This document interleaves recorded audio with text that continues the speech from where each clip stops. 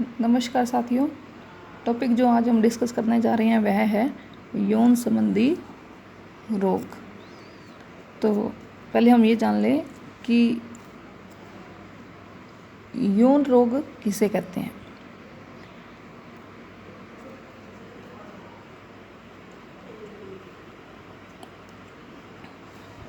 तो यौन संपर्क के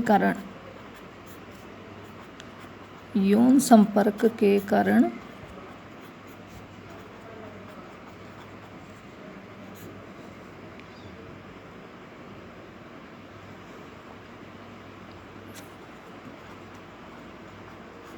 फैलने वाले रोग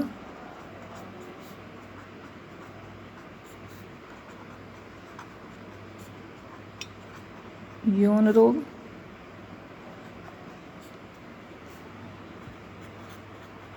या गुप्त रोग कहलाते हैं। तो इसमें हम सबसे पहले यौन संबंधी रोग की चर्चा करते हैं, वो है एड्स।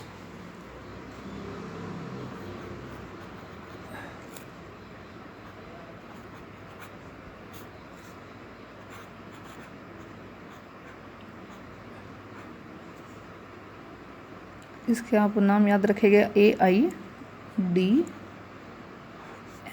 एड्स। क्योंकि मैंने इसको रेड कलर से इसलिए लिखा है क्योंकि जो इसका इंडिकेटर है, इसका जो सिंबल है, इसको रेड रिबन से दिखाया जाता है।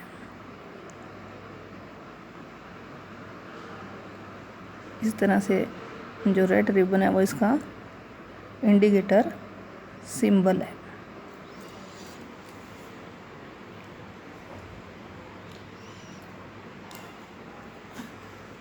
देखिए, जो एड्स एक है वह एक लाइलाज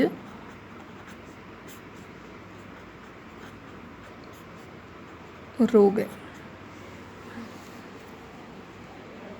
लाइलाज रोग इसलिए कि इसका अभी तक कोई भी दवाई, कोई भी टीका, इंजेक्शन विकसित नहीं है। टीका विकसित नहीं है और इसका जो बचाव है वही इसका उपचार है।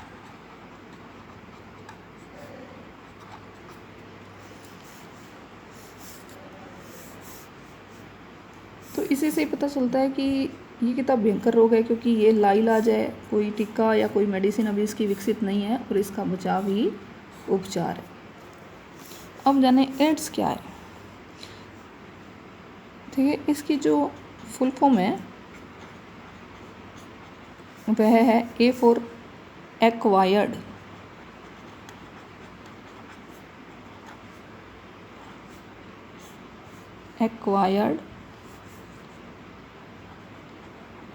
इम्यूनो डेफिशिएंसी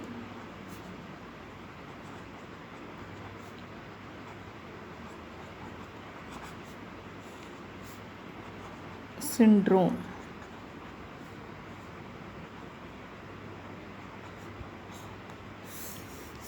इसकी फुल फॉर्म है acquired immuno deficiency syndrome. A for acquired, I for immuno, D for deficiency और S फॉर सिंड्रोम। और अगर इसका हिंदी अर्थ जाने तो एक्वायर्ड का मतलब होता है अर्जित।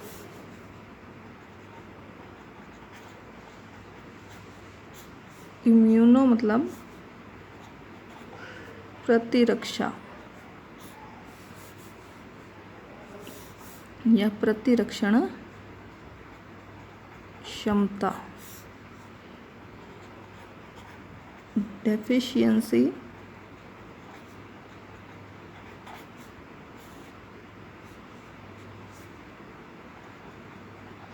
कमी।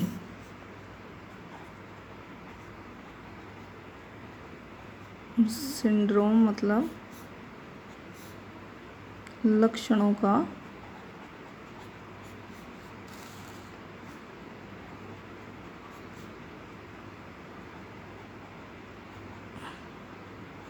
समूह। तो इसमें वास्तव में इस रोग में क्या होता है कि जो हमारी अर्जित प्रतिरक्षण क्षमता है उसमें कमी आने लगती है और रोगों के लक्षणों का समूह सामने नज़र आने लगता है। उसी स्थिति को बोला जाता है एड्स।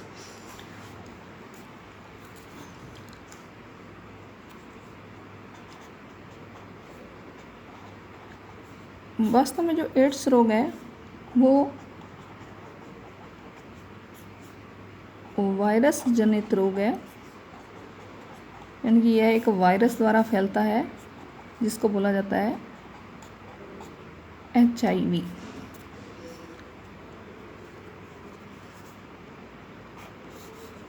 तो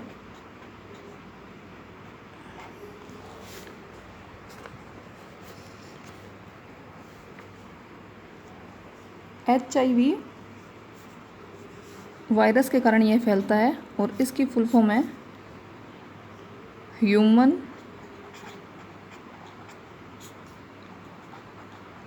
इम्यूनो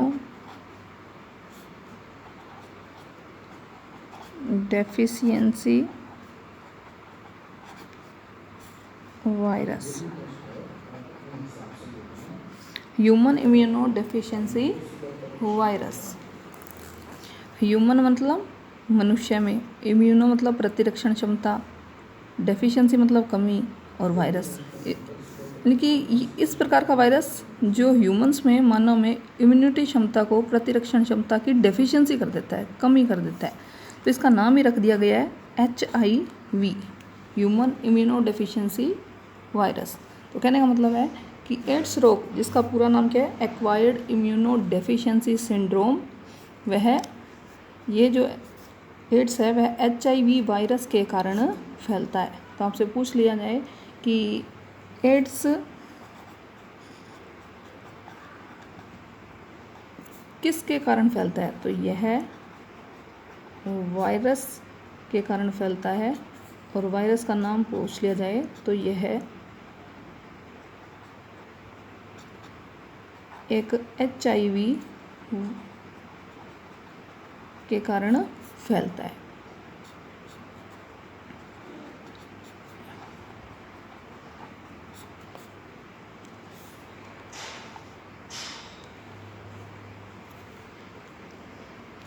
अब वास्तव में इस रोग में होता क्या है कि जब व्यक्ति इस वायरस से संक्रमित हो जाता है तो उस व्यक्ति को HIV पॉजिटिव बोला जाता है। पॉजिटिव HIV पॉजिटिव बोला जाता है जब, यानी कि वह व्यक्ति HIV वायरस से ग्रसित है। तो जब यह वायरस मनुष्य के शरीर में प्रवेश कर जाता है तो यह सबसे पहले हमारे प्रतिरक्षा तंत्र पर आक्रमण करता है। प्रतिरक्षा तंत्र पर आक्रमण करता है।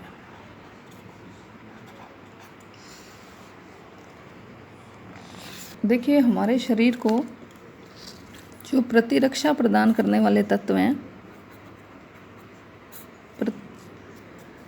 हमारे शरीर में जो प्रतिरक्षा कारक है वह है WBC। जो वास्तव में जो एड्स का वायरस है, एड्स का वायरस है वह एक प्रकार का बहरूपिया वायरस है।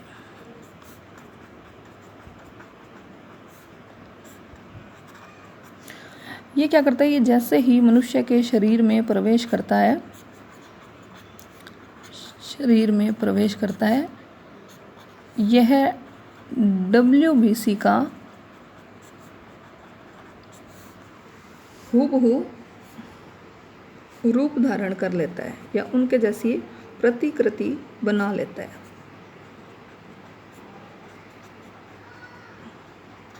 इससे क्या होता है कि जो हमारा प्रतिरक्षा तंत्र WBC है वह इस वायरस की पहचान नहीं कर पाता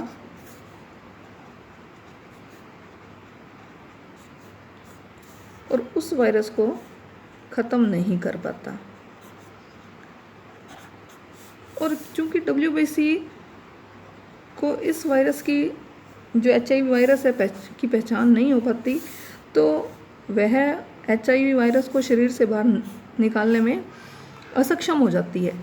और इससे क्या होता है कि जो HIV वायरस है वो शरीर में तीव्र रूप से वृद्धि करने लगता है, तीव्र वृद्धि करता है और वह WBC को ही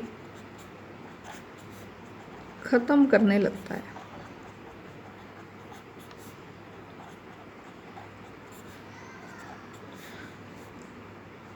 फलस्वरूप डे बाय डे WBC की शरीर में कमी हो जाती है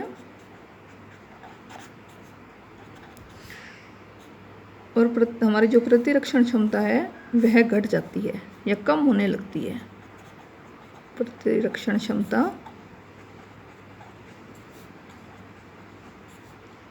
कम होने लगती है।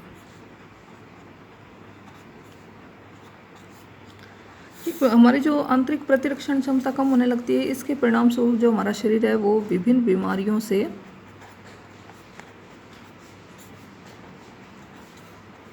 ग्रसित होने लगता है।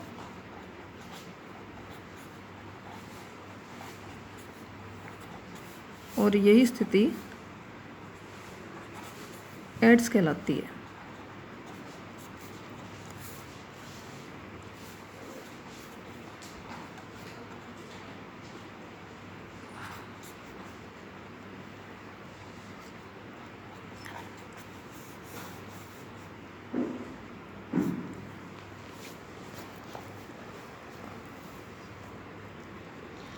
तो कहने का मतलब है कि जब व्यक्ति HIV से संक्रमित होता है तो उस स्थिति को बोला जाता है HIV पॉजिटिव।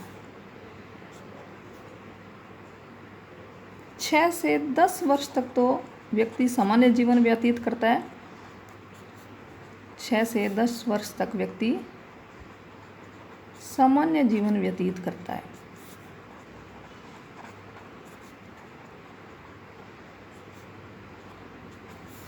लेकिन इसके पश्चात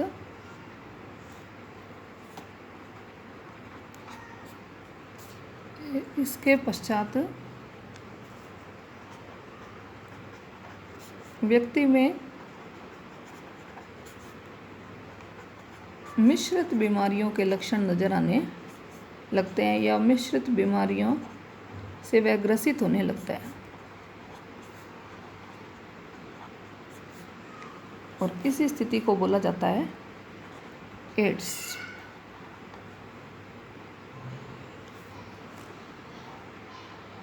तो अब इसको एक अन्य फ्लो डायग्राम से समझें कि सामान्य व्यक्ति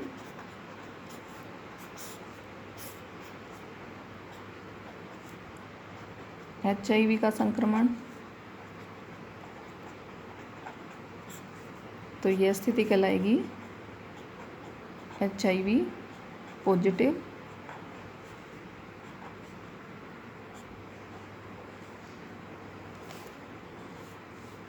बीमारी के लक्षण, बीमारियों से ग्रसित होने की अवस्था कहलाएगी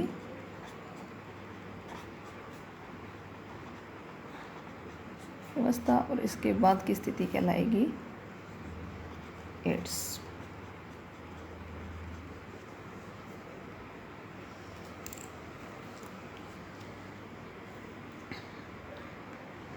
तो इस तरह से जो HIV वायरस है वह व्यक्ति का प्रतिरक्षण क्षमता कमज़ोर कर देता है, उसको ख़त्म कर देता है और अपनी वृद्धि करने लगता है। और डे बाय डे व्यक्ति जो है प्रतिरक्षण क्षमता को खोता चला जाता है और विभिन्न बीमारियों से ग्रसित होने लगता है और इसी अवस्था को बोला जाता है एड्स। तो इस समय व्यक्ति को चाहिए कि वह अपने परिवारजनों को इस संक्रमण से बचाए।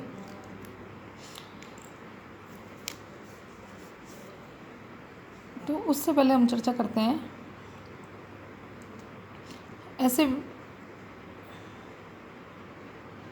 ऐसे व्यक्ति को कुछ सावधानियां बरतनी चाहिए ताकि वह अपने जीवन साथी व बच्चों में वह रोग न फैला सके। स्वयं को भी उसे अपने किसी भी प्रकार से अपने आप के को संक्रमण से बचाना चाहिए, क्योंकि अगर उसे किसी बीमारी का संक्रमण हो जाता है तो वह ठीक नहीं हो पाती। उसे अपने स्वयं को भी संक्रमण से बचाना चाहिए।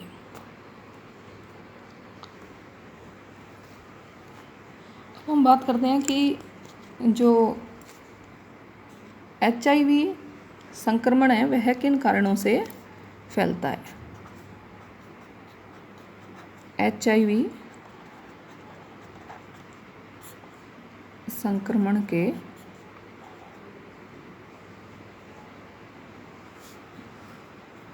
कारण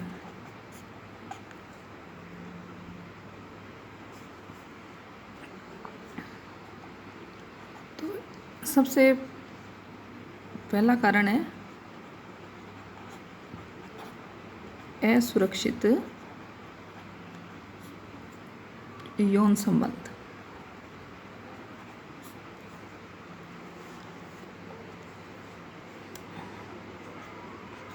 फिर है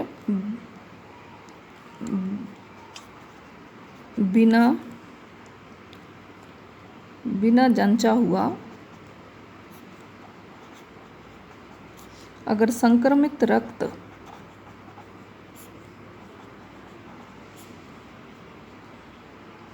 बिना जांचा हुआ कोई संक्रमित रक्त किसी स्वस्थ व्यक्ति को चढ़ा दिया जाए, या आपने कहा कि बिना जांचा हुआ संक्रमित रक्त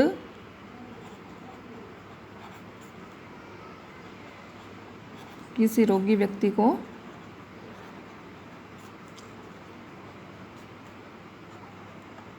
चढ़ाने से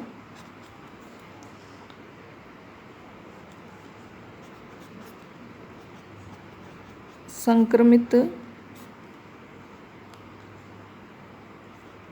सिरिंज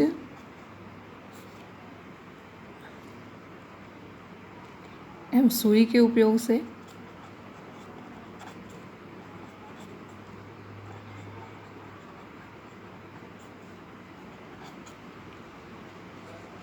या फिर अगर किसी संक्रमित व्यक्ति का अंग है अगर दूसरे व्यक्ति में प्रत्यारोपित कर दिया जाए, यानी कि कहने का मतलब है कि अगर मान लीजिए किसी व्यक्ति की एड्स है और वो अपने शरीर का कोई अंग दान कर देता है और वो स्वस्थ व्यक्ति को अगर ट्रांसफ़र कर दिया जाता है, प्रत्यारोपित कर दिया जाता है, तो वह व्यक्ति भी एड्स से ग्रसित हो जाता है। तो संक्रमित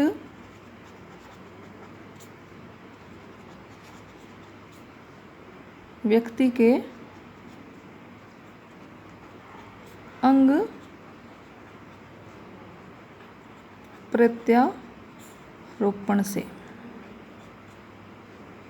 समझ आ रही है? अंग प्रत्यारोपण यानी कि संक्रमित व्यक्ति का अंग, जैसे आजकल किडनी भी ट्रांसफ़र कर दी जाती है। मान लीजिए किसी संक्रमित व्यक्ति की जो किडनी है वह किसी ऐसे रोगी को प्रत्यारोपित कर दी गई जिसे एड्स नहीं था या अन्य रोग था, तो वह व्यक्ति भी एड्स से संक्रमित हो जाता है। और इसके अलावा है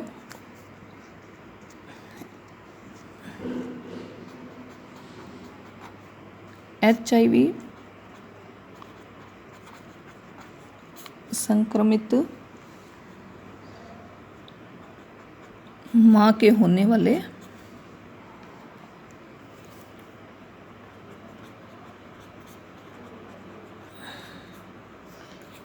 बच्चे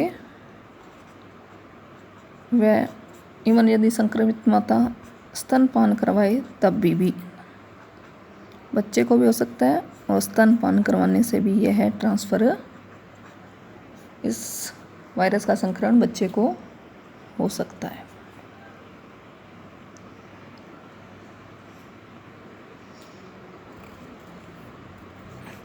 देखिए, तो ये सब कारण थे HIV संक्रमण के फैलने के। तो इसके साथ साथ अब हम ये भी जानेंगे कि HIV जो संक्रमण है वह किन कारणों से नहीं फैलता। तो वे कारण जिनसे HIV नहीं फैलता।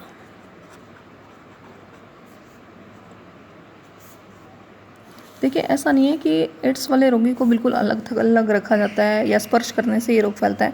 तो इस संबंध में कुछ भ्रांतियाँ भी है। तो एड्स रोगी के साथ इस तरह का व्यवहार नहीं किया जाना चाहिए कि उसके साथ नहीं बढ़ना, क्योंकि ये इस तरह के संपर्क से, छूने से, साथ खाना खाने से ये रोग नहीं फैलता है। तो आइए हम जानते हैं कि किन कारणों से HIV नहीं फैलता है। तो जैसे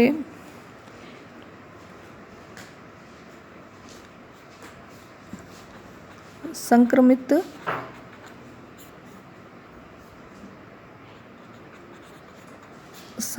व्यक्ति के साथ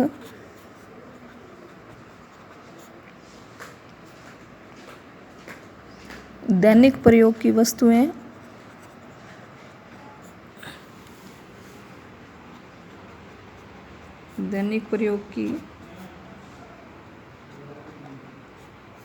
वस्तुएं जैसे मान लीजिए जैसे किताब,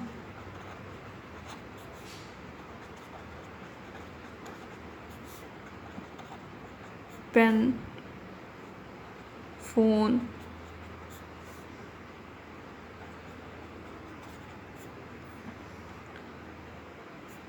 आदि का साथ प्रयोग करने पर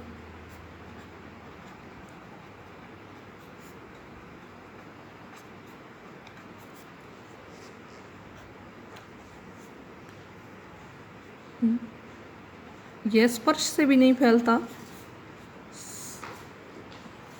जैसे स्पर्श, जैसे हाथ मिलाना,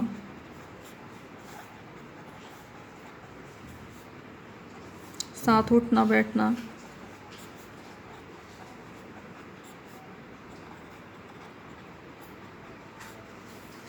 आसपास खड़े होने से,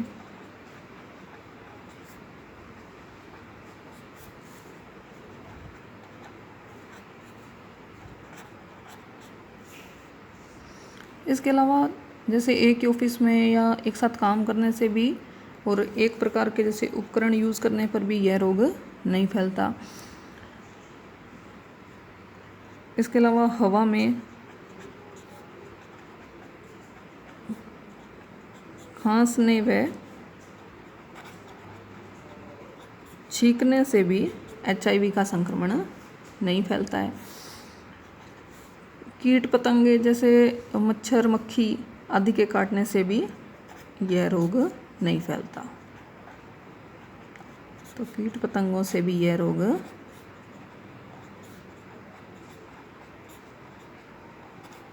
नहीं फैलता।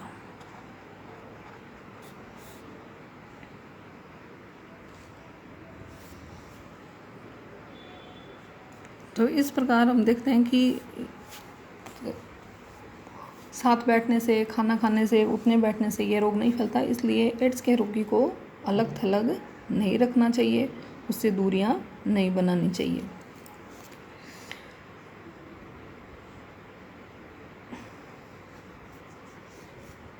तो मैंने शुरुआती में ही बताया था कि इस रोग का जो बचाव है वह एकमात्र उपचार ही है। तो बचाव ही उपचार है। इसका अभी तक कोई भी उपचार या कोई भी टीका, दवाई उपलब्ध नहीं है जिससे इसका 100% बचाव किया जाए। लेकिन फिर भी कुछ ऐसे ध्यान रखने योग्य बिंदु है जिनका अगर पालन किया जाए तो इस रोग से बचा जा सकता है। जैसे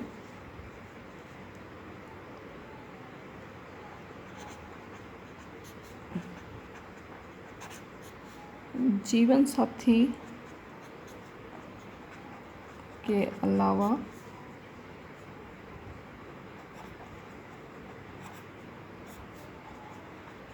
किसी अन्य के साथ यौन संबंध स्थापित न करना।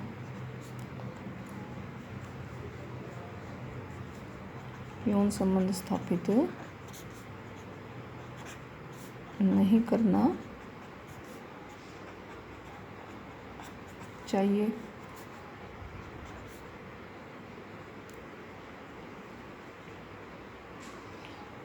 संक्रमित सुई, इंजेक्शन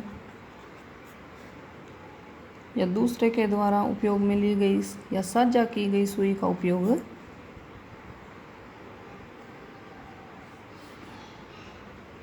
साझा की गई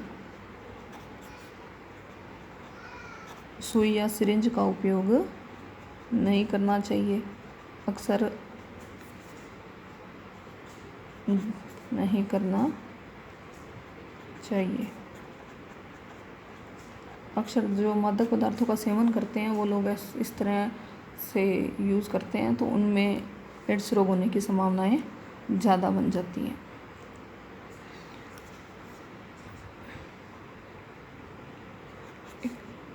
एड्स रोग से पीड़ित महिला को एड्स पीड़ित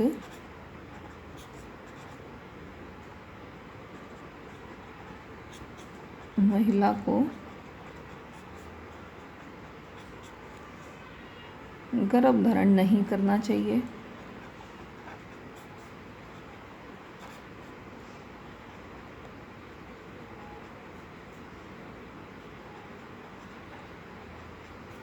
या डॉक्टर से सलाह लेनी चाहिए।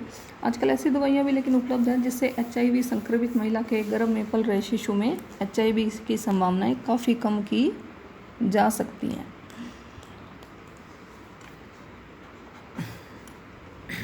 जांचा हुआ या HIV की जांच किया हुआ ये रक्त चढ़ाया रोगी को चढ़ाया जाना चाहिए।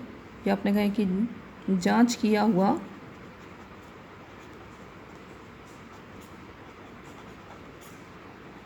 रक्त ही उपयोग में लें।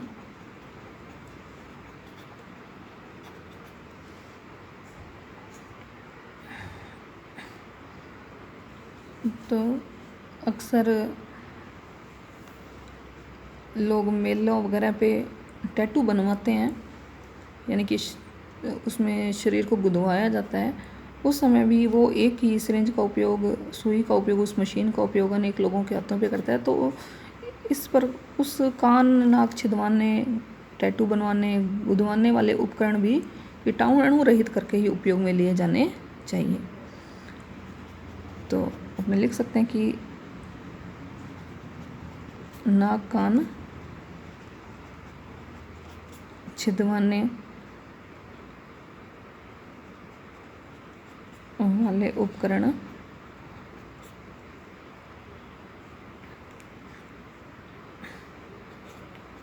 विसंक्रमित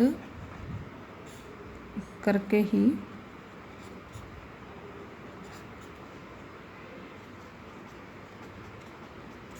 उपयोग में लेने चाहिए। तो इस तरह इन बातों का ध्यान रखना चाहिए। वैसे सरकारी स्तर पे अगर इस जांच को करवाया जाए तो मात्र 10 रुपये शुल्क लेकर यह जांच सरकारी अस्पतालों में की जाती है। तो जो सरकारी अस्पताल में इसका शुल्क लगता है वो है मात्र 10 रुपये। तो एड्स की जो जांच है वो सरकारी हॉस्पिटल में मात्र 10 रुपये का शुल्क देकर करवाई जा सकती है। इसके अलावा हमारे राष्ट्रीय स्तर पे भी इसको रोकथाम के लिए एक कार्यक्रम चलाया जा रहा है जिसका नाम है राष्ट्रीय एड्स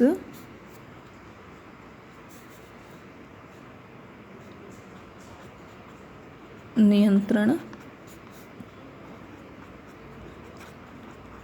कार्यक्रम। तो राष्ट्रीय स्तर पे ये कार्यक्रम चल रहा है, राष्ट्रीय एड्स व नियंत्रण कार्यक्रम। तो इस कार्यक्रम के अंतर्गत लोगों को जो है एड्स के प्रति जागरूक किया जाता है और 1 दिसंबर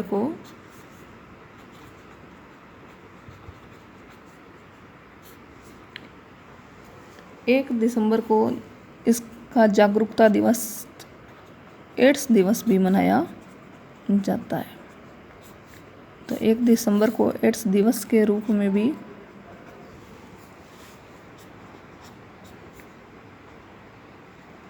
घोषित किया है।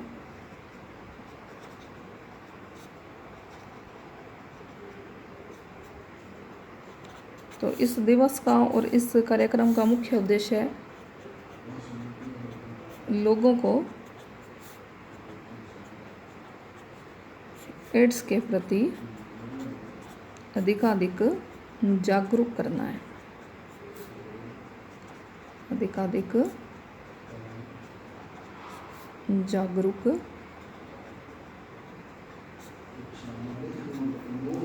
करना है।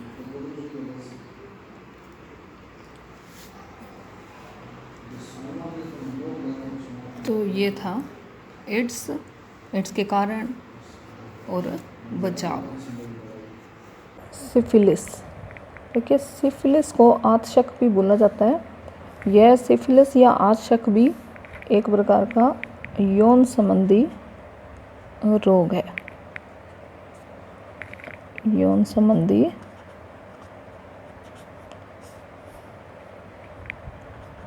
रोग है।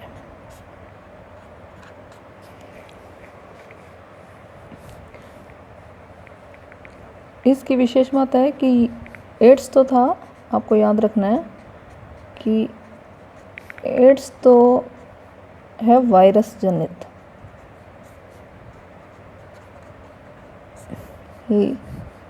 लेकिन जो सिफिलिस है वो जीवाणु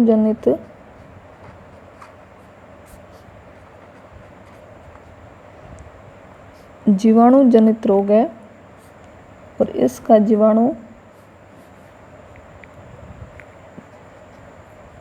इसके जीवाणु का नाम है ट्रेपोनिमा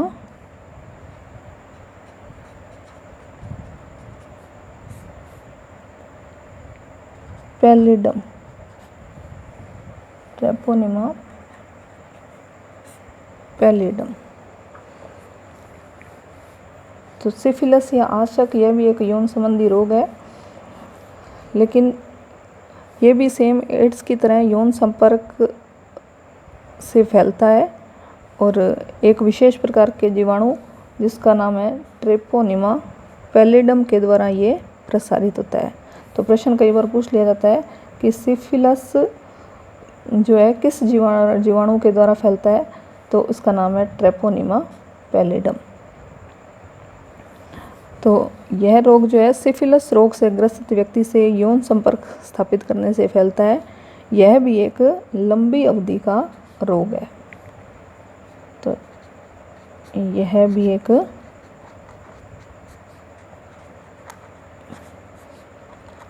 लंबी अवधि का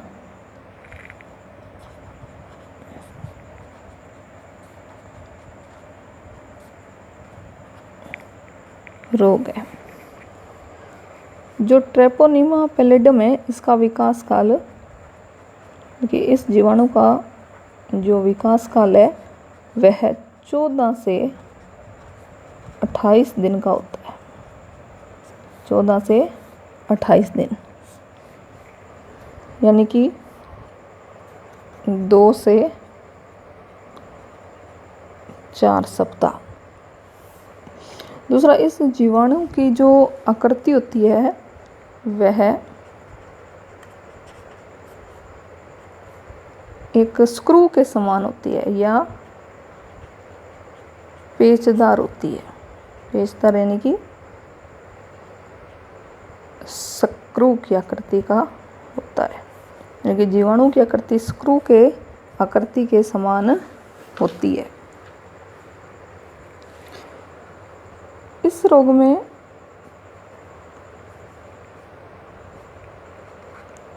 पुरुष के मूत्र मार्ग व स्त्री के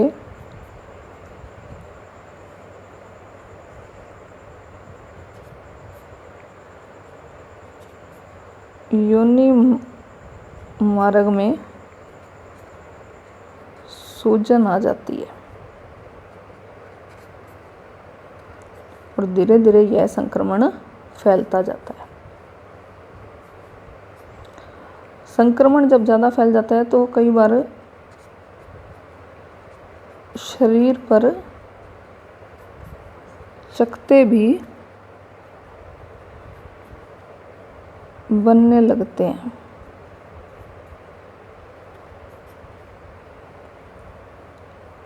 यदि लंबे समय तक इसका उपचार न हो तो इससे हृदय और मस्तिष्क जैसे अंग भी प्रभावित होने लगते हैं। यानी कि लंबे समय तक अगर ये बढ़ता रहे रोग तो इससे हृदय और मस्तिष्क भी प्रभावित होता है।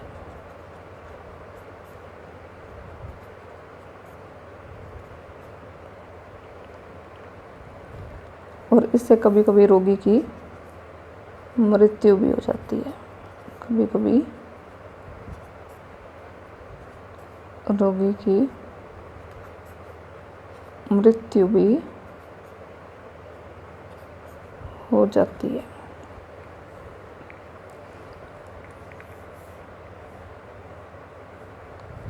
तो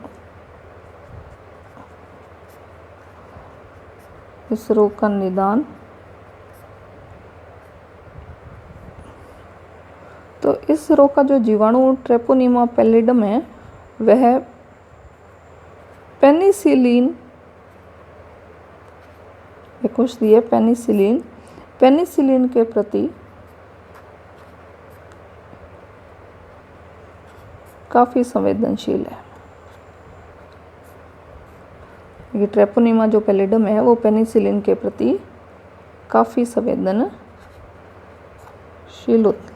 होते हैं और एंटीबायोटिक्स का उपयोग करने पर भी ये जीवाणु मर जाता है। तो एंटीबायोटिक्स भी इसके इलाज में उपयोगी है। एंटीबायोटिक्स की उपस्थिति में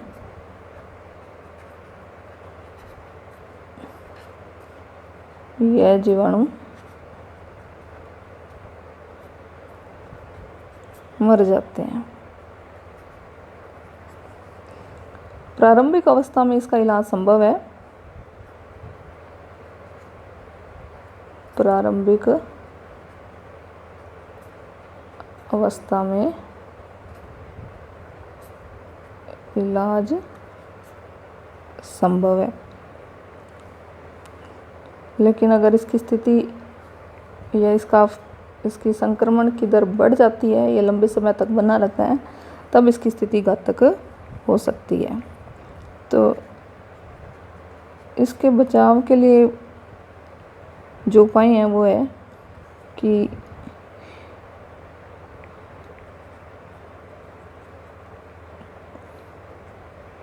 वैश्यागमन, असुरक्षित एवं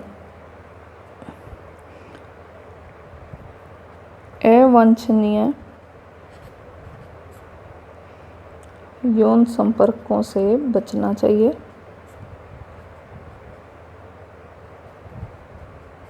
यौन संपर्कों से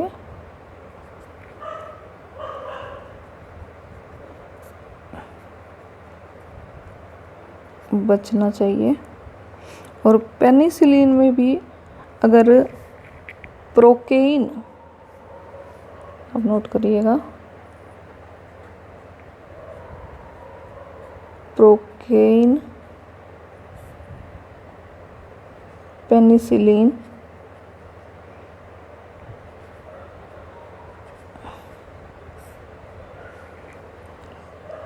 अथवा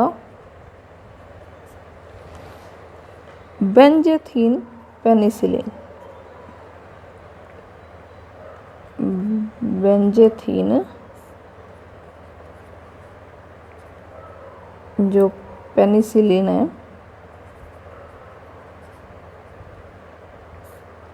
इस औषधि का उपयोग रोग उपचार में किया जाना चाहिए।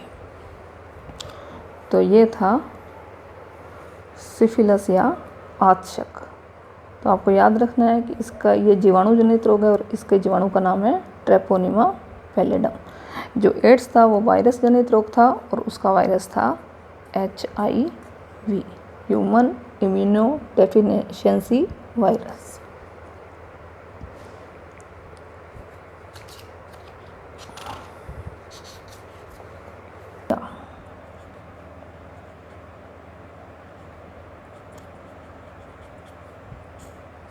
गोनेरिया या इसे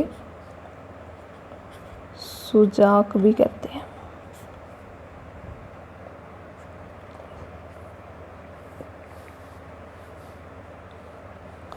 गोनेरिया और सुजाक भी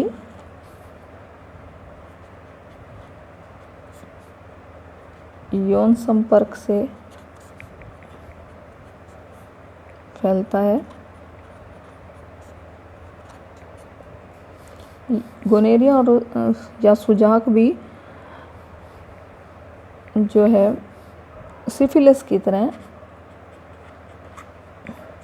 जीवाणु जनित रोग है। आपको याद रखना है कि सिफिलिस और गोनेरिया दोनों ही जीवाणु जनित रोग हैं और गोनेरिया के गोनेरिया जिस जीवाणु के कारण फैलता है उसका नाम है नाइसीरिया,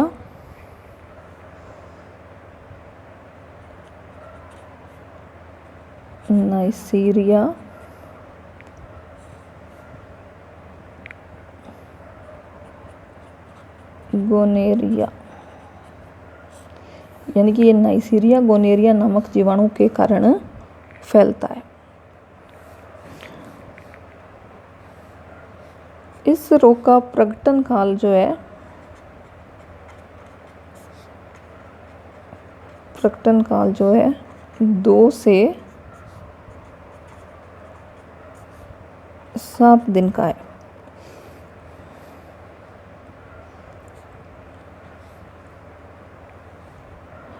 इस रोग में भी जो पुरुष है, पुरुष के मूत्र जनन मार्ग में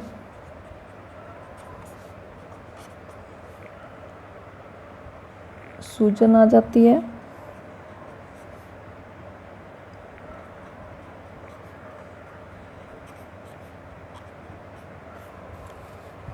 मूत्र त्यागते समय, इसलिए मूत्र त्यागते समय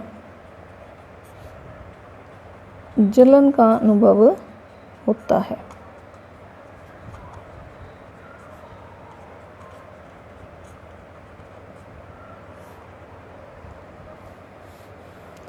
और जो स्त्री हैं उनमें, स्त्रियों में जो रोग संक्रमण का वो प्रभाव है, रोग संक्रमण का प्रभाव मूत्र मार्ग एवं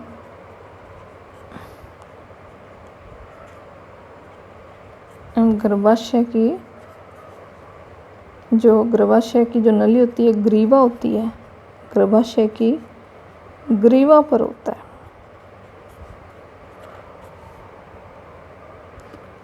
जिससे इनमें जलन होती है, जिससे इनमें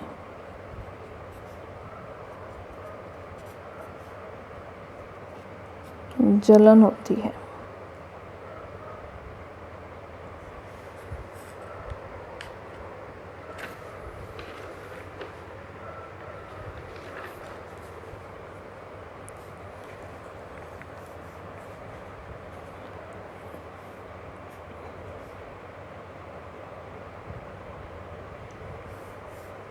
कई बार स्त्रियों के जो मूत्र मार्ग है उससे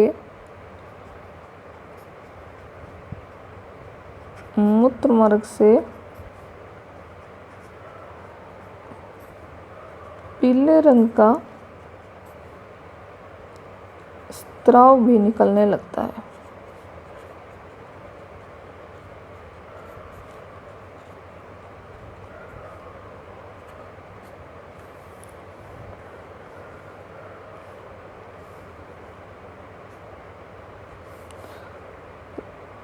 लंबे समय तक अगर संक्रमण की स्थिति बनी रहे तो जो स्त्री का गर्भाशय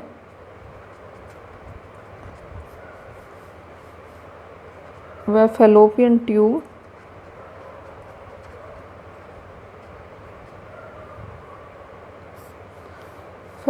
ट्यूब तक ये संक्रमण फैल जाता है।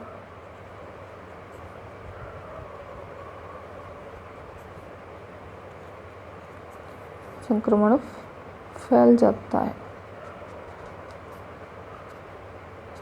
तो इसके परिणाम स्वरूप स्त्रियों में कई बार बांझपन भी हो जाता है।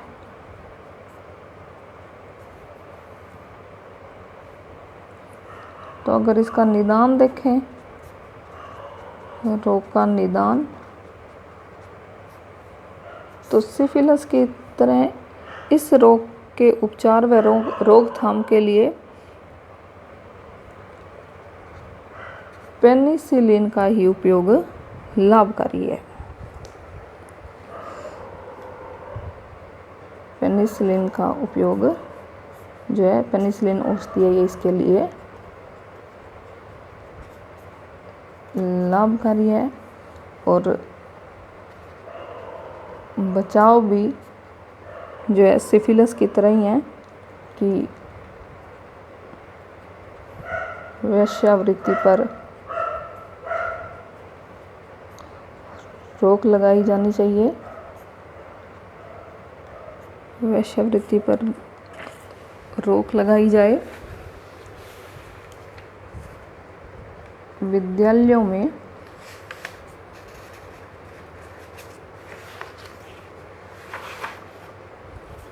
यौन शिक्षा दी जाए। समय समय पर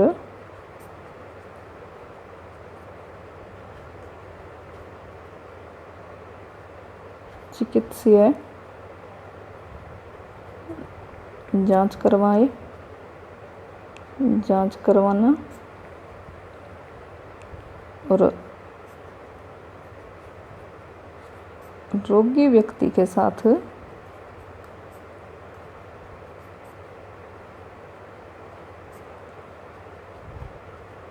यौन संपर्क स्थापित न करना।